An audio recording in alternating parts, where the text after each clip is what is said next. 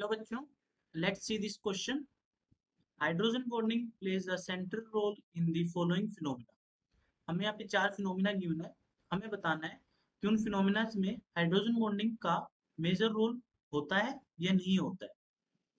तो आइए शुरू करते हैं। अगर मैं पहले ऑप्शन की बात करूं, ऑप्शन ए की, तो उसमें बोला है आइस फ्लोट्स इन वाटर। सो जो ऑप्शन ए का की कंसेप्ट है, वो की कंसेप्ट ये है कि जो आपको आइस है, आइस का स्ट्रक्चर पता होना चाहिए। स्ट्रक्चर देखो, आइस क्या होती है? आइस होती है H2 सॉलिड। ठीक है। जब H2 लिक्विड फॉर्म में होता है तो उसका कुछ ऐसा स्ट्रक्चर होता है।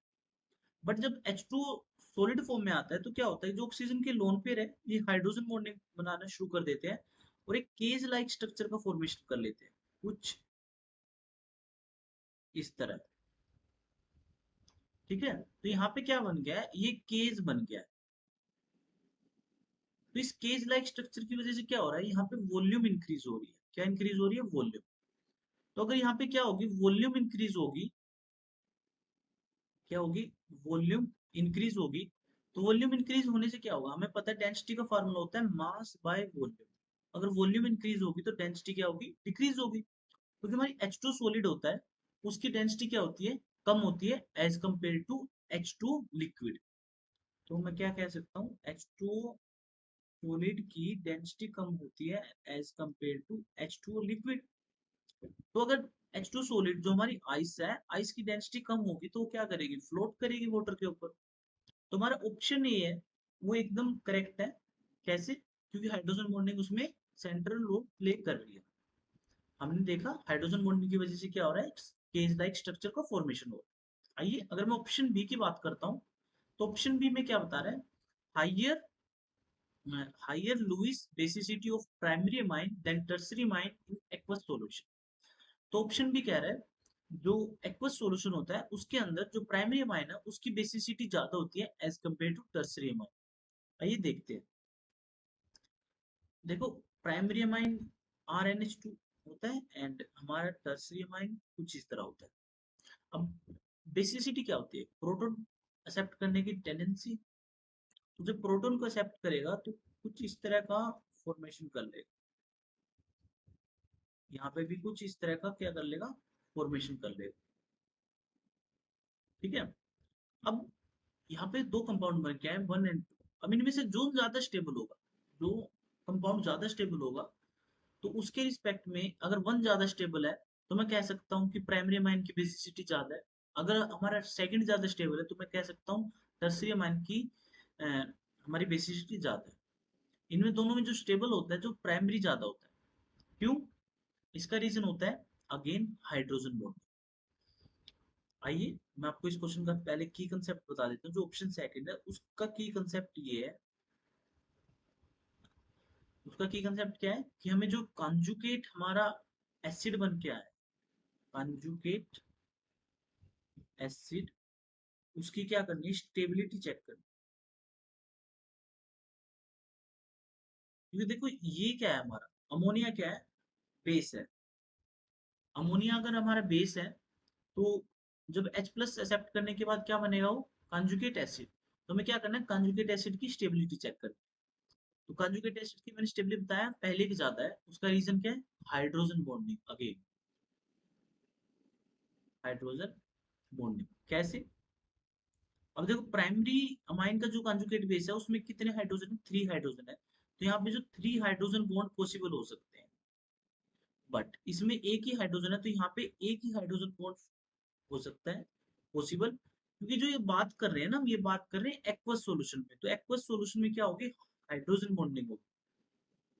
तो यहाँ पे जो बेसिसिटी ज्यादा हो रही है प्राइमरी अमाइन की, उसका रीजन क्या है कि कॉन्जुगेट बेस ज्यादा स्टेबल है, हमारा 1 वाला कॉम्प्लेक्स है, जो कंपाउंड है वो ज्यादा स्टेबल है एज कम्पेयर टू 2। और उसके ज्यादा स्टेबल होने का रीजन क्या है, हाइड्रोजन बॉन्डिंग है। तो हम कह सकते हैं कि हमारा ऑप्शन सेकंड भी क्या है, करेक्ट है। आइए ऑप्शन थर्ड देखते हैं। Formic acid is more acidic then acetic acid. तो इसमें बता रहा है जो फॉर्मिक एसिड है वो ज्यादा एसिडिक है as compare to acetic acid. तो सबसे पहले जो इस क्वेश्चन का जो हमारा ये हमारा बी वाले का की कंसेप्ट था, एंड सी वाले का की कंसेप्ट क्या है? सी वाले का की कंसेप्ट है कि आपको जो फॉर्मिक एसिड है एसिटिक एसिड का दोनों का स्ट्रक्चर पता होना चाहिए। अब स्ट्रक्चर देखते ही आप इनको इजीली सोल्व कर पाओगे। कैसे? अगर मैं फॉर्मिक एसिड की बात करूँ तो फॉर्मिक एसिड ये हमारा होता है फॉर्मिक एसिड। अगर मैं एसिटिक एसिड की बात करूँ तो ये हमारा होता है एसिटिक एसिड।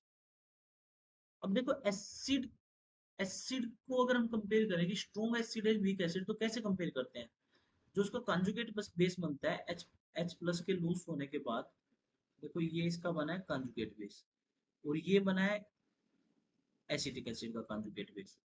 हमारा पहला वाला है फॉर्मिक एसिड और सेकंड वाला क्या है? Acetic acid. तो हमें क्या चेक करना है बेसिकली? जो कंजुगेट बेस बन के आए हैं इनकी स्टेबिलिटी चेक करनी है। ठीक है? तो अगर मैं देखूं, जो हमारा एसिटिक एसिड है उसमें CH3 है, और वो क्या करेगा? प्लस आई इफेक्ट लगाएगा, और प्लस आई इफेक्ट की वजह से क्या होगा? जो हमारे एक जो कंजुगेट अनायन बना है, ये नेगेटिव चार्ज बना है, ये वाला नेगेटिव चार्ज दोनों में बना है ना, तो नेगेटिव चार्ज क्या होगा? डिस्टेबलाइज होगा। डिस्टेबलाइज, अगर ये नेगेटिव चार्ज डिस्टेबलाइज होगा due two plus I effect, क्योंकि प्लस आई इफेक्ट क्या करता है? इलेक्ट्रॉन डोनेट करता है थ्रू सिग्मा बॉन्ड, तो क्या करेगा? नेगेटिव चार्ज को डिस्टेबलाइज करेगा। तो जो हमारा फॉर्मिक एसिड है वो ज्यादा एसिडिक हो जाएगा as compare to acetic acid. क्यों? क्योंकि फॉर्मिक एसिड का जो कंजुगेट बेस है वो ज्यादा स्टेबल है as compare to acetic acid. तो यहाँ पे जो एसिडिटी का कंपैरिजन किया है हमने एसिडिटी का, वो किसके बेसिस पे किया है? प्लस आई इफेक्ट के बेसिस पे। ठीक है? तो प्लस आई इफेक्ट के बेसिस पे हम इनको कौन ज्यादा एसिड है हम बता पा रहे हैं। तो इस क्वेश्चन में जो हाइड्रोजन बॉन्डिंग का फिनोमेना है वो डिसाइड नहीं कर रहा है कि कौन ज्यादा एसिडिक है, वो डिसाइड कौन कर रहा है कौन ज्यादा एसिडिक है? वो है प्लस आई इफेक्ट। तुम्हारा ऑप्शन थर्ड क्या हो जाता है? गलत हो जाता है। याद रखिएगा जो फॉर्मिक एसिड है, जैसे फॉर्मिक एसिड ये है, एंड एसिटिक एसिड है, देखो दोनों ही हाइड्रोजन बॉन्ड बना सकते हैं, नो डाउट।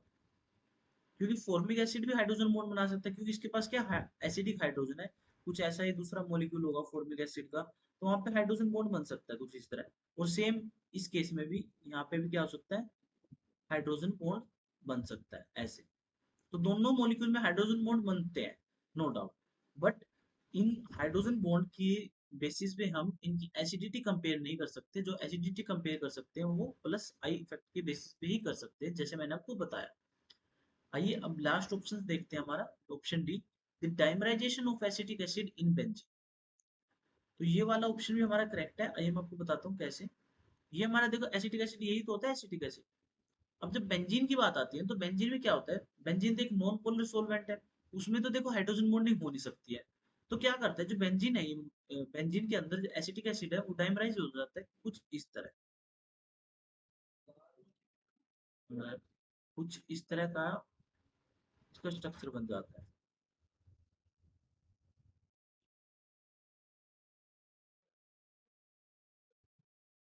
तो ये दो मॉलिक्यूल आते हैं एसिटिक एसिड के, और यहाँ पे हाइड्रोजन बॉन्डिंग का फॉर्मेशन होता है कुछ ऐसे। तो यहाँ पे हाइड्रोजन बॉन्ड बनते हैं, और यहाँ पे क्या बन जाता है? एसिटिक एसिड का डाइमर बन जाता है। तो जो डाइमर का फॉर्मेशन हुआ किसकी वजह से हुआ? हाइड्रोजन बॉन्डिंग की वजह से हुआ। तो हम कह सकते हैं हाइड्रोजन बॉन्डिंग यहाँ पे भी क्या करती है? मेजर रोल प्ले कर रही है किसमें? डाइमराइजेशन ऑफ एसिटिक एसिड में। तो इस क्वेश्चन में हमारे option A B and D correct है, एंड ऑप्शन सी इनकरेक्ट है। क्यों? क्योंकि हाइड्रोजन बॉन्डिंग हो रही है उसमें, but hydrogen bonding is not reason for comparison of acidity. I hope you will understand. Thank you.